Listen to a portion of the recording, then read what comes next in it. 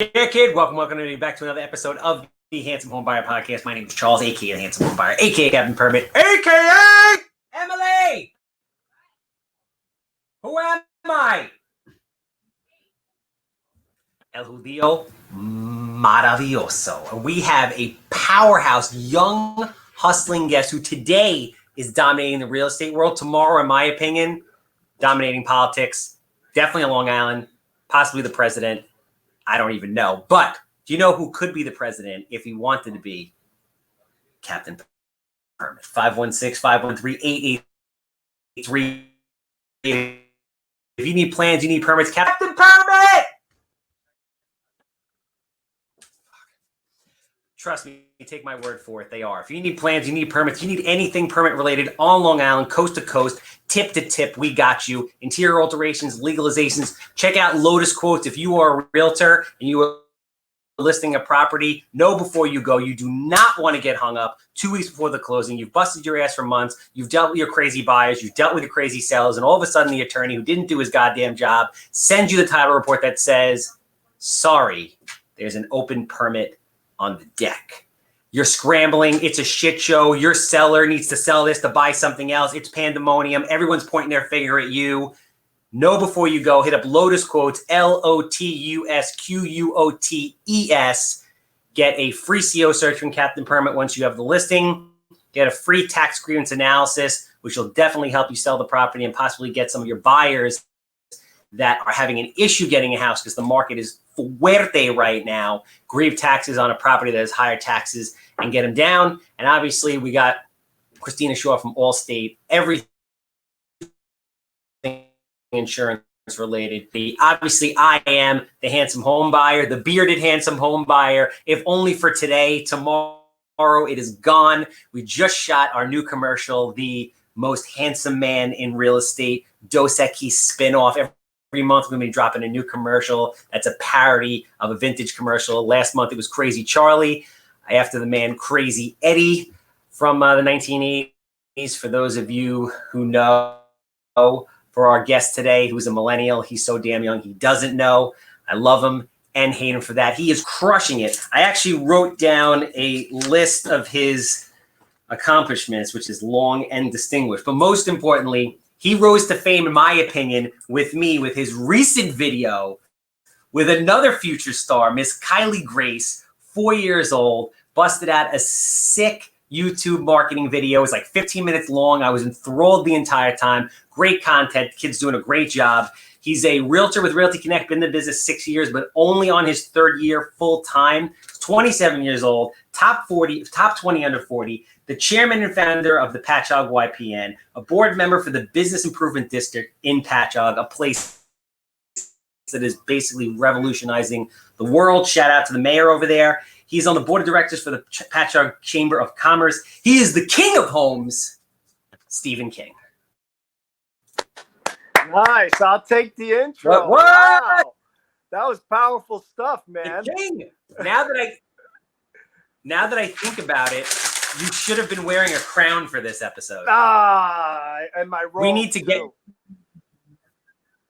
We need to, yes, at least a crown, definitely a robe, and you get one of those staff things. Like, that has to be your shtick. Like, you're the king. When the king, be the king. When you are the king, be the king. I'll take it. I've been seeing you here and there on social media. We don't really know each other that well. We have a couple of mutual friends, characters to say the least. You are obviously running shit in Patchogue, which is a very cool place. I just bought a bunch of rentals there. I mean, Patchogue has changed. You born and raised in Patchogue? I was actually born in, don't tell anybody, but Staten Island. And I moved out to Long Island when I was only 8 years old, which I moved out to Patchogue at 8, and I've been here ever since. So, there could be hundreds of thousands of people worldwide watching this. So the cat's out of the bag now, bro. You're a Staten Island guy. Oh crap! Nothing wrong with that. Listen, we'll claim you. We'll claim you. So, born in Staten Island, came out here to Patchogue, went to Patchogue High School. Do you know JB Balvadin? Because he went to Patchogue High School. Do you know him? I'm sure if I saw his face. I'm a face guy. Did you? So he owns Tillery Success Solutions. He also was the host of the LLS fundraiser that we did, the Real Estate Revolution. Okay. Did you watch that? I missed that. I'm sorry, Charles. I missed it. And First Staten Island, now that. It was for kids with cancer, bro. It was for kids with cancer. Listen, it was in the middle of COVID. I don't know what happened. I don't even know if I have an excuse. We're on lockdown. It's not like I had much going on. I don't know why I missed it. Do you have a girlfriend that's a chiropractor? I do. Yes. So keep me in line. A little worthless. Does she adjust you? Yes. I don't know. What's that? Does she do that? Yeah, but does she do all that shit to you? I don't let her adjust my neck. It freaks me out.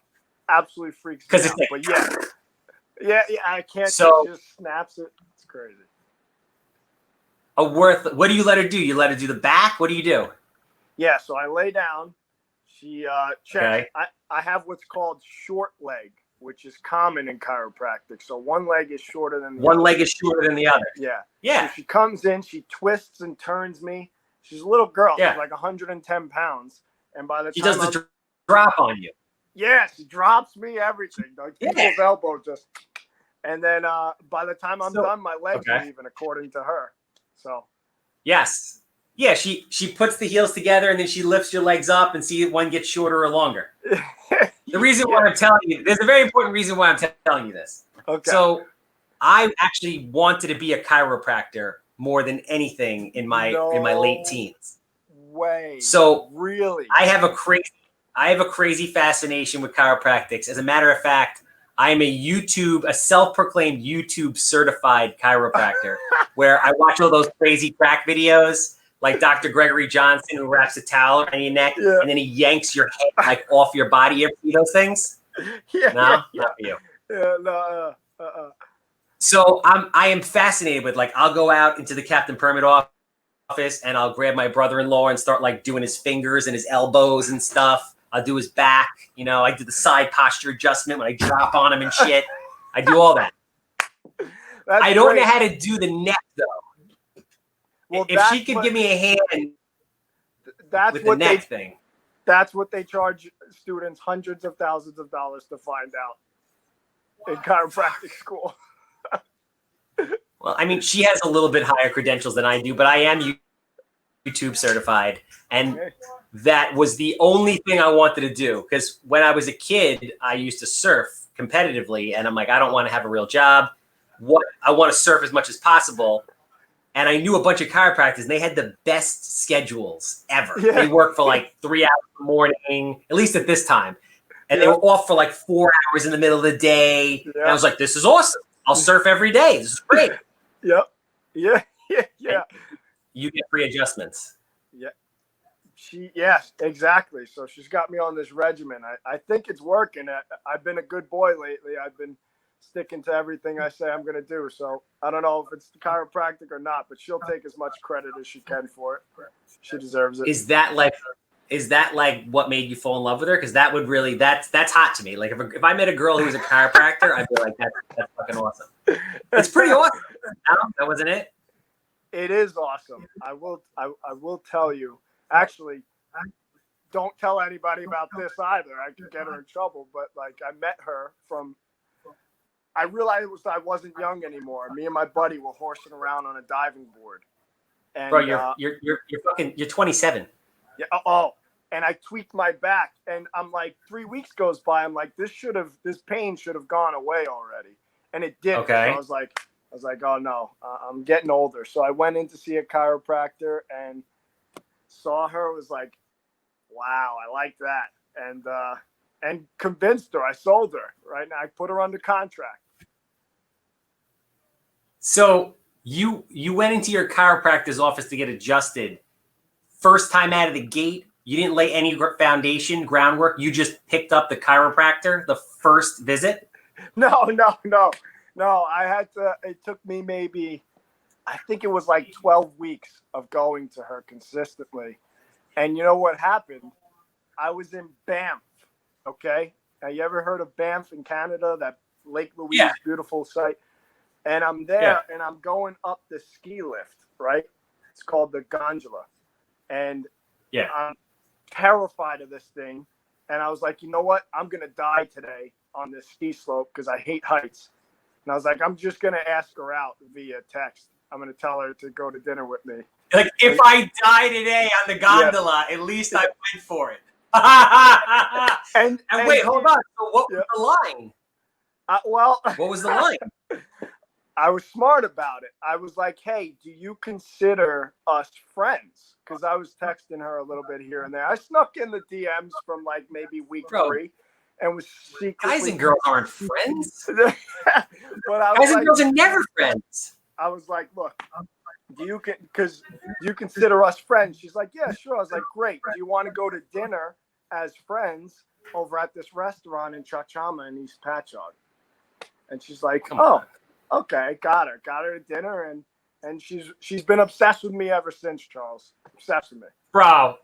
That's like what you did. I'm a little disappointed in you because that's like the real estate equivalent of you calling up a FSBO and saying, "Oh I want to buy it I want to buy it." No, not even that. You're like, "I want to buy it myself. I'm not a realtor." And then when you get in there, you're like, "Ha! I lied. I'm really a realtor." Like you're like with her. Oh, let's go out as friends. And then when you're out, you're like, yeah, I lied. I really want to have sex with you. Like, but that's not the important thing here. The important thing here is real estate and you and how it came from. So dial it back and then take me through your progression. You came from Staten Island. You lost the accent. And now you got the Long Island Patchogue accent. You grew up here. And then at some point, you're like, yo, I'm going to be a real estate agent who's going to fucking create the bomb content and crush and become Mr. Patchogue. Mm-hmm. How did that happen? Yeah, I don't know how much time we got here, but I'll try to keep it short. So basically, in high school, I worked full time, 40 hours a week on the books in high school. So I was going to school, then going right to work, getting home at 11, and then doing it the same thing every day. And I was getting ready to go to NYU Polytech for mechanical engineering. I thought that's what I wanted to do. I thought that's what successful people did. So that's what I was intending. I got accepted, and 3 weeks before going, I found out I could not get the loan to go. My parents didn't make enough money, and I certainly didn't make enough money to pay for $50,000 a year tuition. So I was heartbroken. I was like, oh, crap, now I'm not going to college this year. I'm going to be far behind my friends, yada, yada. And so I was like, you know what? I'm going to spend the year working so that way I could go to NYU Poly on my own. I'll pay for it myself next year. So then I'm working throughout the year, and I pick up another job. I'm pulling 24-hour shifts, things like that. And a buddy of mine comes up and says, hey, Steve, I got this friend of mine who's looking for inspectors. He needs guys who will go around to vacant foreclosed homes and make sure there are no squatters and no...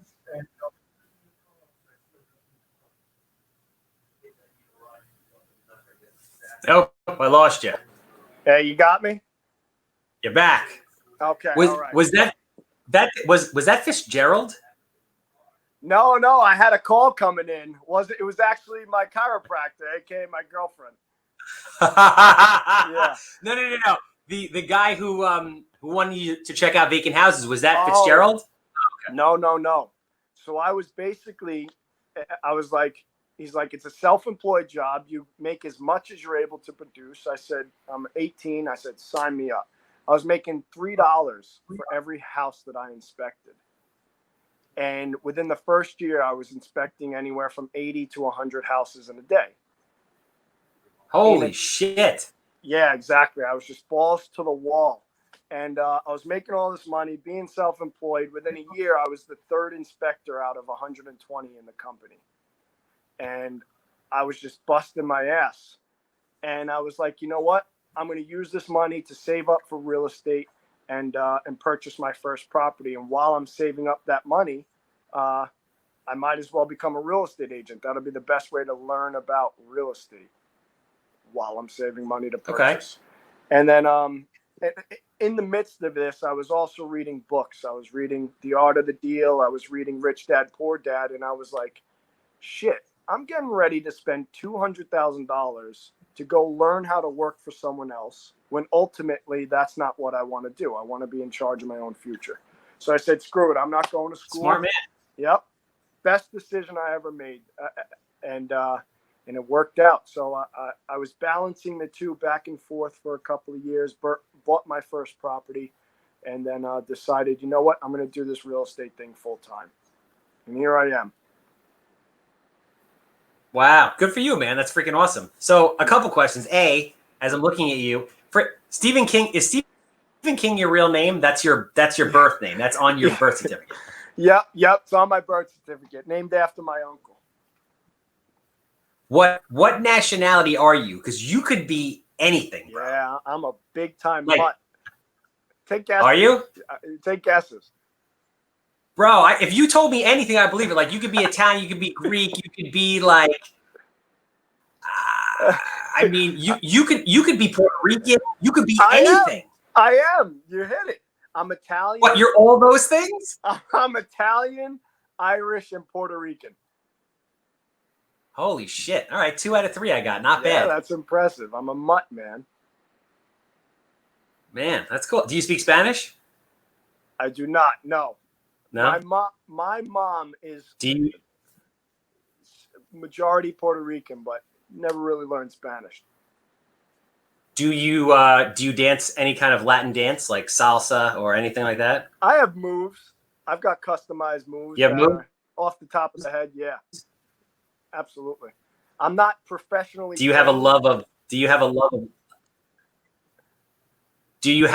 Latin women at least? Oh. Yeah. No, my girlfriend's not Latin. I got to be politically correct here, Charles. All right, how about this? Do you have an appreciation for Latin women? Absolutely. Okay, perfect. Just wait. Do you? Just feeling out. I have an appreciation for all women, all people, everybody. But yes, I mean traditionally, I've had a weakness for Latin women, but I've sworn off Latin women in recent years, and it was the best decision I ever made. Sorry, Latin women. So I digress to real estate. So did you ever buy the rental property? Yeah, I did. I purchased it, and I'm actually I got someone coming to sign a lease today. So you're obviously, I'm curious to know a couple different things. You're obviously a very hardworking guy, because from the get-go, it sounded like nobody gave you shit. You came from, modest upbringings, much like Michael Totino, the man, Safety First Home Inspection, who I dropped his podcast drops tomorrow. Nice. What do you attribute your work ethic? Because again, nobody gave you anything. You're 27, top 20 under 40. You're in the top 2 to 3% of realtors, if not top 1% of realtors on Long Island at the moment, which isn't easy because there's 28,000 realtors. So how do you get there? Oh man, fire and discipline. That has been it. I always had a very hard work ethic, and I would just work and work and work until I got sick and tired of working so hard that I decided to learn how to work smarter. And once you learn how to work smarter and you're able to implement certain things and now also apply your work ethic, it just exponentially increases. And so I just do my best to learn as much as possible and apply my work ethic to it. But I will say, real estate gives you a wonderful lifestyle, and it's a big responsibility making your own schedule. Some days when you feel like pulling back, no one's telling you can't pull back. And if you pull back too hard and you get a little comfortable, you can, you can slack off. But at the end of the day, I know I have a lot of wants. I want everything. I feel I should go after everything I want. And I've pretty much built a plan from when I was 18, 19 to get that. And so far it's been working out. But I think my work ethic So comes from a couple different things I want to. So when you were talking about, systems and working hard and smarter, when you say working smarter and then, adding the hard work after that, do you mean that in regards to leaving doing the inspections that you were doing before to be an agent full time? Or do you mean once you became an agent, you kind of fine-tuned what you were doing and implemented certain systems to become more efficient as a realtor? Definitely both. On the first half of that, as an inspector, I was only making three, sometimes $5 a house, and I realized that I only have limited hours in a day. The more money I want to make, the more hours I have to work in that job, and I realized it's not scalable. I can't make money in my sleep. So then I transitioned to real estate. That was working smarter. And then the way I've worked smarter in real estate has been kind of advertising and trying to blast my name out there and use social media as much as possible. We have the best avenue ever to grow a business. You could start from nothing and pretty much for free create an extraordinary audience or following that you can transition into any sector. If I want to start selling cars tomorrow, I would never do that. But the audience that you continue to grow, that makes you valuable in any industry you're in. But and it's for free.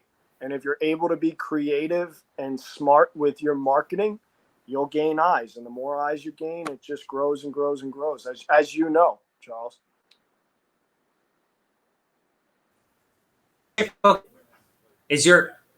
So obviously, let's break this down for a minute, because there's a bunch of things that I know realtors are going to love. So there's a bunch of different strategies that realtors have in regards to, demographic. You are, to me, at least in my opinion, you've branded yourself as Mr. Patchogue, the king of Patchogue, right?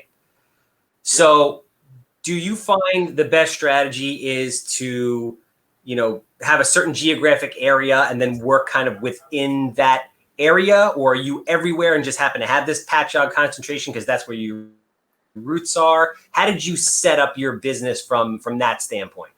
A mentor of mine, one of my brokers actually, Michael Artolino, he taught me, when I was really trying to get into it full time and find what the secret sauce is and what is the secret, the way he explained it to me was what I connected to the most. He said, Steve, you've got to pick one area. He said, and dominate that area, become the presence in that area, the trusted source, be the best person there. And then once you have gained footing in that area and you've established your business there, you will then gain trust in other areas. And now you can begin to expand out. And that's pretty much exactly what's been happening. I've nailed down Patchogue, in my opinion, and I get a lot of clients now outside of Patchogue because of the foundation I've built. I've used Patchogue to build a foundation as a very good real estate agent, and now people from outside areas are trusting me to go Yaphank, North Shore, out east. I've sold in Staten Island, I've sold out west, all of that. So but the strategy that has served me the best was picking one area, dominating it, and then expanding out. So you talk a lot about, goals and mentors and taking the advice of other people, and then, having this plan set up for your future when you were 18, et cetera. It's a lot of visualization, right? I think visualization is very important with people. You have to be with successful people. You have to be able to essentially see the future achieved and realized before it actually has, and put yourself in that place. How important would you say that's been for you? Super important. I mean, that's the vision is the dream part of it, and making it come to reality, holding yourself accountable. And that's been a even bigger part to me, which is, the vision is kind of like the words, like what you say you're going to do, but the action has become the most important thing. Waking up and doing the things and planting the little seeds, all with that vision in mind, carrying you. If you're door knocking or doing this, nobody likes door knocking. Nobody likes, putting themselves out there for the first time and things like that.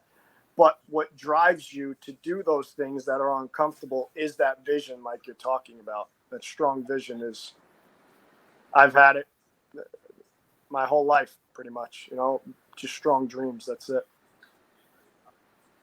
So I'm curious to know, as far, so there's some agents. So, Brian Karp is a dear friend of mine, top of the game. I've had very, very, intimate conversations with him about his business and what he does. And he's a brilliant, brilliant guy.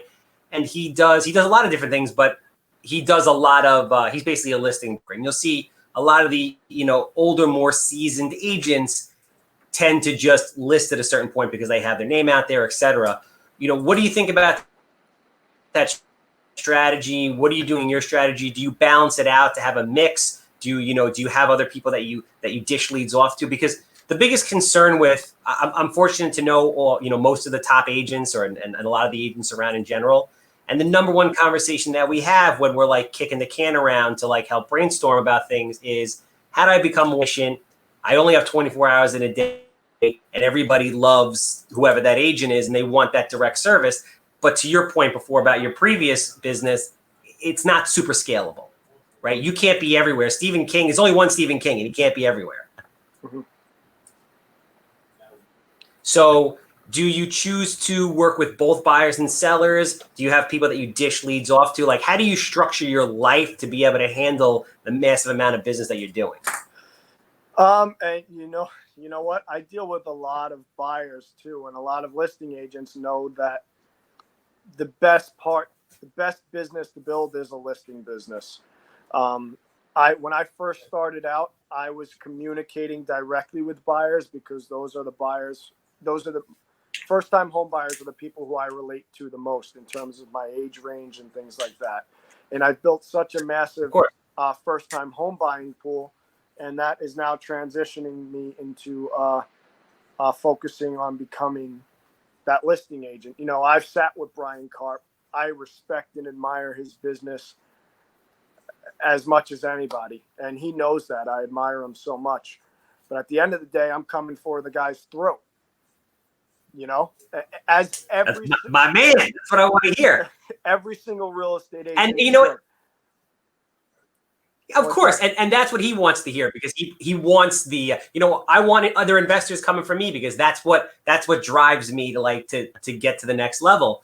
Yeah. But so I ask agents this question about, do you think it's better to have a healthy mix? Because I understand how you always want to be how ideally be a listing agent, but any business I've ever been, I feel like you kind of need a healthy mix of things, because the market always changes, right? So right now, it's obviously a seller's market, but there's certain times where it flip-flops back and forth. Do you think it's better to have a mix of working with certain buyers and certain sellers, or are you with the theory of, let me just be a listing agent? If you're looking to make strictly the most amount of money on your time, a listing agent is going to do that. However, if you're looking to be the most well-rounded overall real estate agent, you can't just focus on one side and ignore the other. So like Brian Karp's a brilliant man, and he's great at negotiating. But at the end of the day, I work with more buyers than Brian Karp. I know he negotiates against them, but I also understand the buying point of view very much, to the point where, like right now, I may be one of the few real estate agents who's advising some of their buyers to step back and not purchase a home right now, which that's tough advice to give. But those are my buyers who are putting 3 to 5% down, and they're shopping in the really, really hot markets. And it's getting to the point where, prices are getting so high that if you're not putting 10 or 20% down, you cannot compete in those markets without putting yourself in a big risky position by foregoing this or foregoing that or taking this risk. And some of my buyers, I'm telling them to actually take a step back let this cool down a little bit. But back to the original question. Go ahead. Oh no, finish up your thought, because then I have another question for you. To the original question, if you're going to make the most amount of money on your time, being a listing agent is the way to go. if you want to be the most well-rounded real estate professional, you got to do both. No, that makes sense. And I'm with that. I think it's always good to have a mix of business because it keeps, you relevant. It keeps you understanding all sides of the transaction. You also don't know which way the market's going to shift. So you always want to have, a little bit of business here, a little bit of business there. Speaking of the market, and you kind of brought it up, and that's what wanted me to go down that rabbit hole. Obviously, the market is fucking bananas, bro. Like fucking bananas. I listed 3 houses last week. They sold in that weekend, 10 grand over ask, 25 grand over ask, 40 grand over ask, gone. What do you think about the current market in your opinion? What do you think's driving it? How long do you think it's going to last for? There are people that are like there are investors I know who are like, I don't want to buy anything because I think in 3 months we're done and there's going to be a major problem. I have my own opinion. I would love to hear your opinion on it. So the first part of that question, obviously a seller's market. Sellers need to list their houses right now. How long is it going to last for sellers?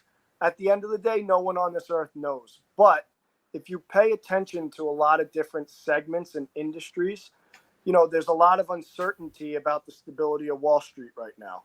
And obviously, if Wall Street were to have a collapse, I don't know if it will or won't, but if it did, that would affect a portion of buyer pool.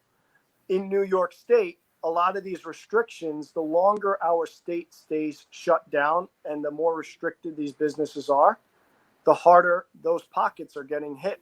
The airline industry, the hospitality, hotel industry, restaurant industries, all the industries that provide for the restaurant industry, they're hurting right now big time. And every single day we remain shut down, we're taking money out of the economy and affecting jobs from the economy, specifically in New York State. And the longer that happens, the more of that buyer pool that is being affected or coming out of the market. And look, are we going to have a drastic turn? Nobody knows. But if one sector collapses, that could cause another sector to harm, and that may not lower the real estate market drastically, but it will certainly impact a portion of buyers. And how long do sellers have? I don't know. But I will say on the buying end, what happened with COVID, what COVID did was it stopped inventory from coming to the market. That spring buyer pool usually will have turned over by the summer. But because no inventory was coming to the market, now that spring buyer pool is left over and they're competing head to head with the summer buyer pool. So now you have 2 already extremely competitive markets going head to head with each other. Throw into the ring the New York City buyers. Manhattan's sending a lot of high income earners who are driving up the prices out east on the North and South Fork. And you have Brooklyn and Queens sending us a lot of middle of the road buyers. So when you combine all that together, it's an absolute storm. And in my opinion, there is so much pressure and so much imbalance in terms of supply and demand. Something has to give. Either more sellers have to come to the market to relieve that pressure, or the buying pool is going to get so fed up that some of them might pull back a little bit, and that's going to relieve the buying pool. But in my own opinion, something has to relieve the pressure that is building right now. Hopefully it's not an economy collapse. Hopefully it's just supply meeting demand. At the rate it's going, that supply isn't coming out fast enough. And I'm telling sellers, again, there's a lot of instabilities in New York State right now between Wall Street and shutdowns. And the longer you wait, the higher your risk is of some sector of the economy falling through and affecting your buyer pool and how much you're able to get for your home. So sell, sell, sell. I promise it's worth your while. And for some of my buyers, I'm just asking them to be patient. Be patient right now. So. Yeah, no, I think that's great advice, man. I do. What's your I want to opinion? segue into what's my opinion. Yeah. So there's a bunch of different things. So what you're asking my opinion directly of how long this market is going to last? Yeah. It's going to last a while. It's going to be probably like another 2 to 3 years easy. So for a bunch of different reasons, if you really look at the mechanics of all this, you have unbelievably historically low interest rates, right? Yep. Now, the Fed has already said that they're not going to consider raising those until 2022. Yep. We're, for all intents and purposes, in a minor recession, which is typical of our cycles of minor recession, major recession, minor recession. So we have like typically minor recessions needed like 2 years or so to climb out. And then you start on the incline before the next, drop happens. To your point, you have people coming out from the city. You have absolutely no inventory. I mean, they've already announced the moratorium on, I believe, foreclosures for the rest of this year. So there's no auctions, there's no foreclosures. And then once that tees up again, you're going to have to reserve all these people. It's going to be a hot mess. I mean, you're going to have no inventory, low rates, and massive demand within the first-time homebuyer market for conceivably the next 12 months heavily. It'll start to slightly get relieved after that. But still, like, there was no inventory at that price point pre-COVID. Now, in a COVID world, there's literally nothing. So do I think some people are going to get fed up? Yes. But I think the demand is so unbelievably overwhelming that, if you have a listing, you're golden for the next 2 years. Yeah, pretty much what I've been telling my own buyers is, look, if you're only able to put 3 to 5% down, take a step back from the market and either build up more cash to put yourself in a stronger buying position, or wait till things cool down. But going about the market, and I'm talking about the hot areas, Holbrook, Holtzville, Patchogue. There's a lot of them in Suffolk County right now. But those first-time home buying price ranges, they're unbelievable. But you got to also, I guess there's a couple things you got to take into consideration too. So at a 2.5% interest rate, does it make sense? Like the price point isn't impacting those buyers from putting down more money. Like a couple that's putting down 3.5 or 5% is putting that down at 300, 350, 400. That's what they have down, in my opinion. I could be wrong. Where I think the value is for market the right way is in areas like Suffolk County, because Suffolk County is one of the few places where you can have legal accessory apartment permits in a lot of places. So as an investor, I look to, design my houses to give homeowners a potential income and set it up for that legal accessory apartment with proper permit once they take over. So I don't know if you're getting a lot of buyers from Queens who are like, yo, I need something with a second income. I need something with a second income. But I think that today is more relevant than ever before. Mm-hmm. Interesting. Yeah. And I noticed that I've gotten a premium. Like, I'll give you an example. I got $20,000 more on a property out east. I had 2 properties listed out east. They're basically very similar properties. One of them had an accessory apartment for a 2-bedroom. One of them didn't. I got $20,000 extra for the one that had the apartment. Yeah, I think because of the nature of your business, I think the properties you're selling they're not the norm. Well, that property isn't necessarily the norm. Most properties aren't coming with fully accessible accessory apartments and things like that. But no, that it's an interesting point. And I know the mindset of the city is obviously income properties, and they're definitely bringing that mindset out here for sure. Yeah, I'm building a bunch of houses. I have a bunch of land that's coming in. A typical builder would look to build colonials because everybody wants a center hall colonial, whatever. I'm putting high ranches there. I'm building 5 or 6 bedroom high ranches because I know that especially in these first time home buyer market areas, these people need the income. They need to offset the high taxes. They need another set of income. And with rents the way they are and the rental market being completely, in worse shape than the home buying market, I think that's really the move. And I think that's what a lot of, sellers are gravitating towards right now. It's a great strategy. I got a couple of buyers myself right now who are looking for something that they can, put the work into it, make an apartment, bring in some income, have the in-laws, pay them, things like that. So you're 100% right, for sure. So I want to talk about your marketing strategy, because that's really the first thing that drew me to you.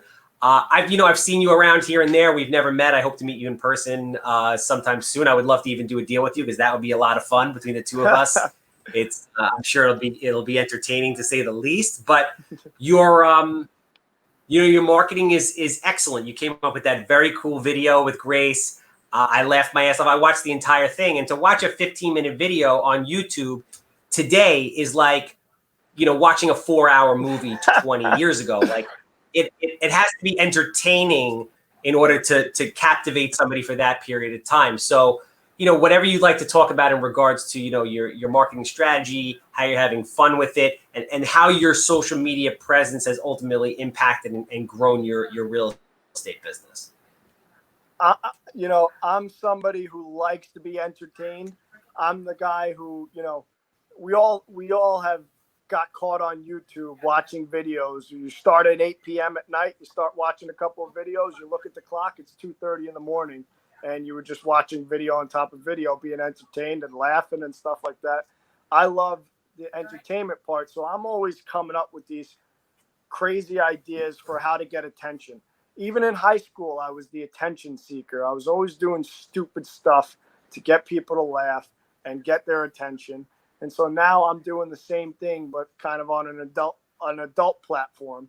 And I know I really just come up with ideas that I think people are going to find funny, like jumping in pools and suits and things like that. Or I showed a house in a complete COVID astronaut suit, and I'm being as ridiculous as possible to pretty much incite people to watch.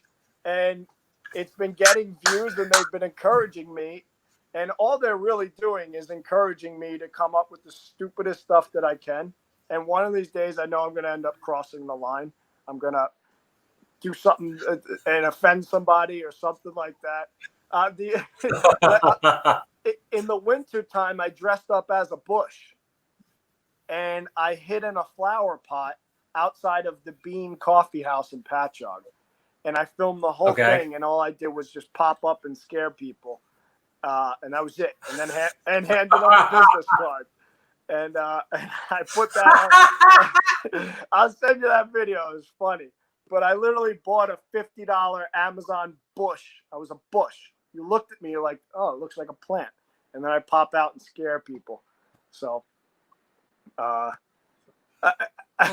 man, that's it. Just do what I can to get attention. Dude, you're awesome. I love it, and that's really what it's about. Listen, in 2020, marketing is about attention. How much attention you command. Your listener base, your follower base, what kind of value you're providing to them, whether that be educational and/or entertainment. The question I want to close out with is something I kind of feel like we danced around the entire time and touched on, but never really in full force. Is what when you were younger, you talk about this plan, you talk about these wants, you talk about things that you want in life. What do you want in life? What drives Stephen King? What are those things, both material and not, that make you get up every morning and dress up as a bush and pop out and scare the shit out of people on the streets of Patchogue? Being limitless, which basically real estate allows you. The type of income you can earn if you do your diligence for long enough. You can set up a pretty nice nest egg where you can sit back, have your money work for itself, and doesn't matter if you're on Long Island, Banff, doesn't matter if you're in Europe, you're still going to produce an income stream. And that pretty freedom, financial freedom, and freedom to make whatever you want out of your life. In all honesty, real estate's going to build me that wealth to do that, but I'll end up doing after I've built my wealth in real estate, I'll probably explore other options, and with the freedom I have to do that, So. No, I get it, man. That's real shit, and I appreciate your honesty. I appreciate you, man. Thank you for the time. This was awesome. I love watching you. I love seeing what you're doing. You know, seeing young people like yourself inspire me to constantly be doing, you know, crazier and crazier shit. And it keeps me motivated. So I want to thank you for that. How do people follow you? How do they find you? If someone's in Patchogue, wants to list their house, obviously there's no better place to go than the king of real estate himself, the king of homes, Stephen King with Realty Connect. How do they follow you on Instagram? How do they get a hold of you if they desire? Follow the King of Homes on Instagram. You can call me at 631-624-1159. Also, the King of Homes on Facebook or Stephen King. Just look for the guy in this business suit like this, all dressed all nice with his tie and all that. Easy to find me. Search Stephen King or King of Homes on Instagram or Facebook. Awesome, man. Thank you. Wish you the best of luck. Looking forward to seeing more crazy videos. Keep up in the bar, and we'll connect soon, man. Thanks again. Brother. Appreciate it. I'll stop by for an adjustment sometime soon. There you go, man. I'm working on the necks, but I'm great at appendages. Right? If you need your fingers, elbows, wrists, any of that stuff, I got you. The neck, not so much yet. I love it. There. Awesome. Thanks. Thanks, brother. Have a good one. You too. Bye-bye.